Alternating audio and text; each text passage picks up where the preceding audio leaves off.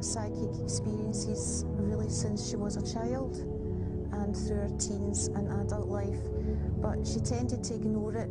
She wasn't too interested then. Obviously she met my dad and they had me, so it wasn't till in later years she decided to pursue it and develop it further. Really when I was about a pre-teen, I also had psychic experiences as a child too and was very interested in it as well. Cousins that were involved in spiritualism. In fact, an uncle was a head of a spiritualist church in Ayrshire. It was a normal childhood most of the time. Really, my dad wasn't interested at all in it, so my mother and I didn't really go into it too deeply. Eventually they divorced, and really then I suppose she just plunged into it in a deeper way. But certainly as a child, there were several psychic experiences, dreams, that kind of a thing that my mother and I had. So throughout my childhood there were a few, but it didn't develop until later childhood. There weren't too many scary things happening yet. That wasn't until much later. As a child it was more, I was fascinated with the supernatural. I loved ghost stories, watching supernatural programs on the TV, ESP, these kind of things. It wasn't until later on that the frightening stuff began to happen. At that point we were both really well and truly involved. As a pre-teen, my mother had already joined a spiritualist church, and I joined it too, and we went every week, a couple of times a week. So by then we were already involved in psychic development classes, mediumship training, seances, that kind of thing. We were already involved in seeking mediums for messages from dead relatives, and really developing in it. We were interested in astral projection, astrology, meditation, yoga. We were becoming deeply involved. So when the odd frightening thing happened, I guess we thought, well, it's just a hazard of the job. You're dealing with spirits, you're bound to get a few negative spirits. We didn't really question too deeply straight away. We had communication with spirit guides.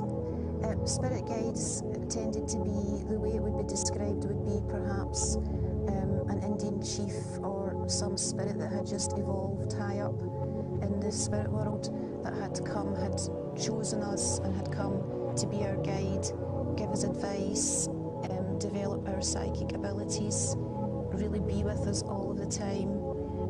They would also help channel apparent dead relatives. That's what they explained it to us, whether it was our great-gran, our sister, great-uncle, whoever, channel them through and communicate with them. But yeah, sometimes it would be the spirit guides giving her the information, other times it would be the relatives themselves. I was more encouraged to take up the psychic art, which was, I didn't get too involved in it, though I started it and became quite frightening, so I didn't pursue it. But that was where I was encouraged to let a spirit guide take over my hand, draw the psychic art, draw the picture, the portrait of the spirit guide, or even the dead relatives. So of course, if I was to give that portrait to a relative, they would think, oh yeah, that's my dead granny, that just looks like her, and it would make them think that the grandmother had come through to them. As I say, I started doing that, and I started doing Kirlian photography, which is photographing spirits with infrared film. But ectoplasm would start to form, and really I got quite afraid of that, and I just didn't want to pursue it. I thought I would go back to it in a few years, but I didn't want to pursue it any further. My mother was much more involved than I was. I was a pre-teen, so I was more involved in going out with friends and that kind of thing, but she delved right into it. She would allow spirit guides to take over her hand, and she would write screeds and screeds and pages of so-called sacred writings. A good friend at the time, she was a Catholic girl, and she told me the Bible said you shouldn't do that, and I asked her, well, why? But she didn't really know why. She just said you shouldn't do it. But the spiritualists just assumed, well, Christians are kind of narrow-minded. The Bible, you know, they didn't really believe in it. And some Christian spiritualists even said, well, they sometimes spoke to Jesus, that he was just a psychic, he was just a medium, and they sometimes channeled through Jesus. And, you know, it was all kind of mixed up. So at that point, I thought the spirit guides were truly who they claimed to be, and the dead relatives were truly who they claimed to be. As I say, if a poltergeist activity did occur, spiritualists would explain that in the sense of, well, sometimes you do get a mischievous spirit that manages to get through and that kind of thing. Most mediums and spiritualists and psychics that we knew were lovely, lovely people, genuine people, kind people. I think that's why a lot of them were attracted to that, because they felt they could help others, they could bring comfort to people, guidance, direction, you know, predictions about their future, prophecies, they could help people. So it seemed a lovely religion to be in. It seemed, you know, helpful and everything like that. There would be psychic premonitions and dreams, even about what would happen on the news next week, that kind of thing, that would all be very accurate and come true. There would be messages for people about their deceased relatives where you wouldn't think it was fake or a charlatan was involved, because the information would be so accurate. Names, dates, places, descriptions of the deceased person, their personality, phrases they might use a lot. You know, you wouldn't think it was fake at all. Studying astral projection, reincarnation, just the whole host of New Age activities that surround that whole area. Their faces and their body kind of changed, where their face would subside and the dead spirit's face and features would come over. They'd change, their shoulders would change, you know, the whole shape would change, their voice would change, and it would be just like your Uncle Bob, who's been dead 10 years, and you would go, ah, that's my Uncle Bob, and he would speak, give you a message, that kind of thing. To be honest, that scared me. I only went to a few of those, but my mother certainly went to more, because she was developing towards becoming a medium. She was going to all the development classes, she was coming on leaps and bounds. But what started to happen was she could no longer control the spirit guides. They were now choosing when to come through her. She could be, I was with her a few times at the shops, walking along the street, and the spirits would come through her, take control when she didn't want to, and take over. Really, they did it to such an extent where her life was not her own anymore. At this point, she wanted out, because there was so many spirit voices. They all wanted to give messages to the neighbours, to passers-by, it's just, you know, it was getting to the point where she didn't know her own thoughts anymore, because they were always talking through her. So she tried to get help from the mediums in church and other psychics that we knew. They tried to help, but it wasn't really helping. And we started to also, around about this time, heard rumours of lots of other psychics who were going through the same thing, even mediums who were trained, who were having this problem or having poltergeist activity in their house, and they weren't able to cleanse it or to control it. So that we started to get disillusioned with it then. So we thought, why now have our spirit guides turned against us? They attacked my mother, they threw her about the house. I was talking about shopping. Several times she was picked up and thrown over cars, over the bonnets of cars, that type of thing. The dead relatives, like apparently my grandmother and that kind of thing, had always been kind and given advice. Suddenly they turned against us and would shout obscenities at us. So it was confusing as to why is this happening, and is there another power actually behind? They're not really our relatives after all, or our spirit guides after all. Really, because of what was happening in the house, my mother was losing control, and the spirit guides were harassing her so much. Sometimes they would force her into a trance. Once the kitchen went on fire, and she didn't realise it happened. The whole kitchen was up in flames because they had took her away in a trance, and she didn't know. She just didn't know what was happening. So that that's what made me question it. I stopped going to the Spiritualist church then, although I actually still believed in it because it's all I ever knew. Eventually I went to university. I was in second year studying psychology, and a lady, a Christian, came alongside me. We became friends, and by this point my mother was taken and put into the psychiatric ward because the spirit guides were telling her to kill neighbours and kill people. So the police were getting complaints about my mum, the doctor had complaints about my mum. She felt she had to do it because the spirit guides were telling her to do it. But then it was obvious that her mind was so badly affected.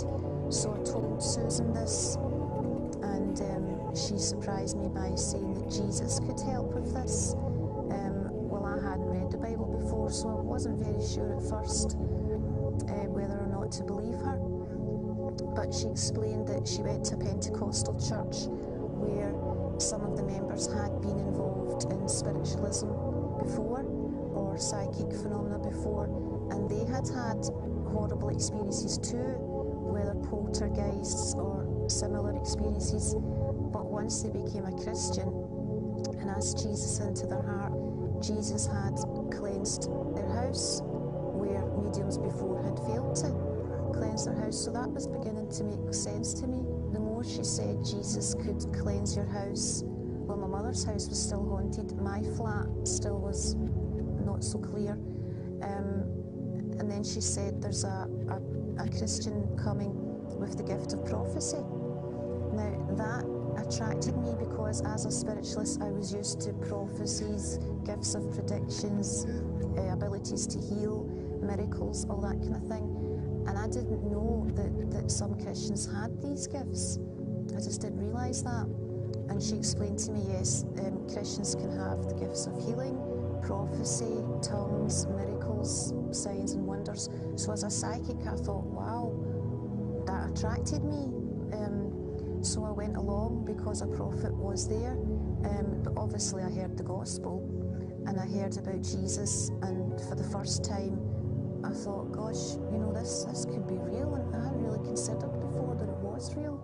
The presence of God was there and touched me for the first time. Well, that night I went home and I hadn't really looked at a Bible before, but strangely enough, that day before we went to the church, I had a Bible ready to take to a charity shop.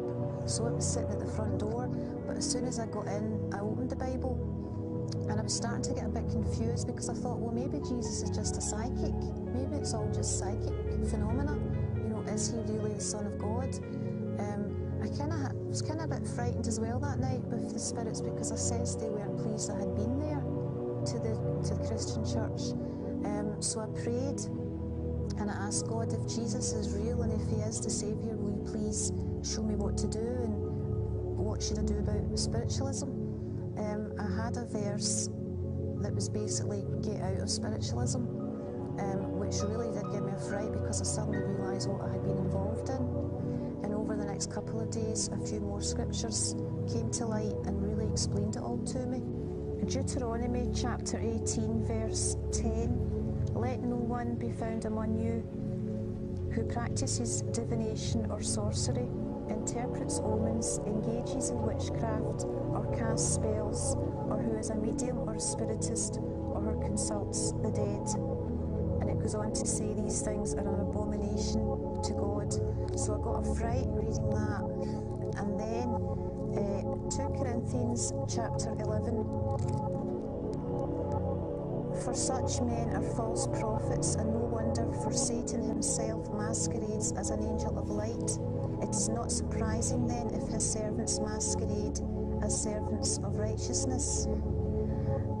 And I realised the spirit guides were not benevolent spirits, and the so-called dead relatives were not our dead relatives, because they did turn against us, they became evil. And it made sense, well, no wonder they suddenly turned against us and attacked us, because spirits can impersonate any person who ever lived. They were masquerading as our relatives and pretending to be them. Just they were imposters, basically.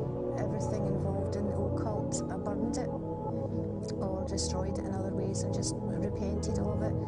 obviously needed to ask Christ to forgive me for that, cleanse me for that, have deliverance ministry for it, just have the whole past wiped out. It was easy to throw everything out and destroy everything, because when you suddenly realise these spirits are demons and evil spirits, you don't want anything to do with it. So it was easy to clear everything out, but the thought processes, the memories, the deliverance was more of a process, and that doesn't happen overnight. But with Christ you do walk through that, and he does lead you through that. If anyone has dabbled in these things, you really do need specific prayer for that to be totally set free from it. Absolutely. I think it'd be quite difficult to continue your Christian life without having that all dealt with and totally be set free from it, to really be able to grow and mature as a Christian. Also, when you were so used to dealing with spirit guides and getting advice from them, there could be a kind of a vacuum if you don't turn to the Holy Spirit straight away and seek him for guidance and advice and comfort. Yeah. Laura, thank you so much for sharing things with us today. It's been great, and what a change it's taken.